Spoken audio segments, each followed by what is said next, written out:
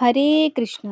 पौष पूर्णिमा शास्त्रों में बहुत ही विशेष बताई गई है। मान्यता है कि इस दौरान के किए गए पूजा पाठ से सभी मनोकामना पूर्ण होती है। साथ ही इस दिन के दान पुण्य से हमारे सभी पाप मिट जाते हैं। इसी दिन से माघ स्नान भी प्रारंभ होते हैं, जो भगवान श्री हरि विष्णु को समर्पित होता है, साथ ही सूर्य देव को भी समर्पित होता है। तो इस दिन पे भगवान श्री हरि विष्णु और सूर्य देव की विशेष कर पूजा होती है। तो जैसा कि इस बार पूर्णिमा को लेके बहुत ही कन्फ्यूज़न है, पूर्णिमा 2 दिनों की है, तो इसको लेके बहुत ही ज़्यादा कन्फ्यूज़न लग रहा है कि पूर्णिमा का व्रत हमें कब करना है, स्नान दान की पूर्णिमा कब रहेगी, साथ ही में भगवान सत्यनारायण जी की कथा हमें कब कहलवानी है। तो आइए हम जान लेते हैं पूर्णिमा की सही तिथि क्या रहेगी और पूर्णिमा की पूजा विधि क्या रहेगी। तो सबसे पहले तो तिथि प्रारंभ हो रही है 2 जनवरी शुक्रवार को शाम 6:55 से। वहीं तिथि समाप्त हो रही है 3 जनवरी को दोपहर में 3:22 पर। ऐसे में पूर्णिमा का व्रत जो लोग भी धारण करते हैं वो 2 जनवरी दिन शुक्रवार को पूर्णिमा का व्रत रखेंगे और स्नान दान की पूर्णिमा 3 जनवरी दिन शनिवार को मनाई जाएगी। पूर्णिमा के दिन सबसे पहले सूर्योदय से पूर्व उठ के स्नान ध्यान करके अगर हो सके तो हमें नदी सरोवर में स्नान करनी चाहिए। अगर ना हो पाए तो हमें अपने घर में ही थोड़े से काले तिल मिलाकर स्नान दान ज़रूर करनी चाहिए। इसके पश्चात इस दिन पे हमें भगवान श्री हरि विष्णु की विधिवत पूजा अर्चना करनी चाहिए। साथ ही में पूर्णिमा के दिन माँ लक्ष्मी की भी हमें पूजा ज़रूर करनी चाहिए, क्योंकि पूर्णिमा का दिन माँ लक्ष्मी को भी समर्पित होता है।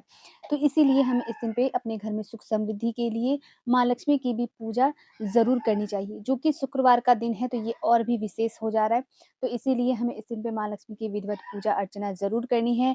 पूर्णिमा के दिन घरों में खीर बनाई जाती है, तो खीर हम दोनों ही दिन बना सकते हैं, लेकिन जैसा कि शुक्रवार का दिन माँ लक्ष्मी को ही समर्पित होता है, तो शुक्रवार के दिन अगर हम माँ लक्ष्मी की पूजा अर्चना करते हैं, उनको खीर समर्पित करते हैं, तो ये हमारे लिए और भी विशेष होता है।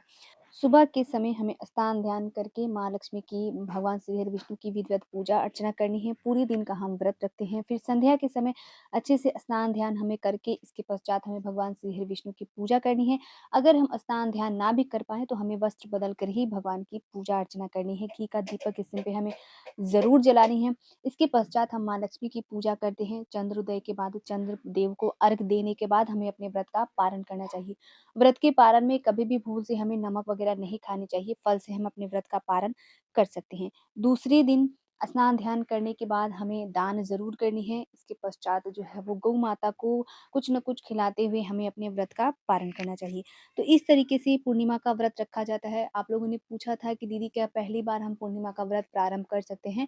तो जी नहीं, पहली बार हमें व्रत का प्रारंभ जो है वो नहीं करना है, क्योंकि अभी पौष मास चल रहा है और खरमास में हमें किसी भी व्रत का प्रारंभ नहीं करनी चाहिए।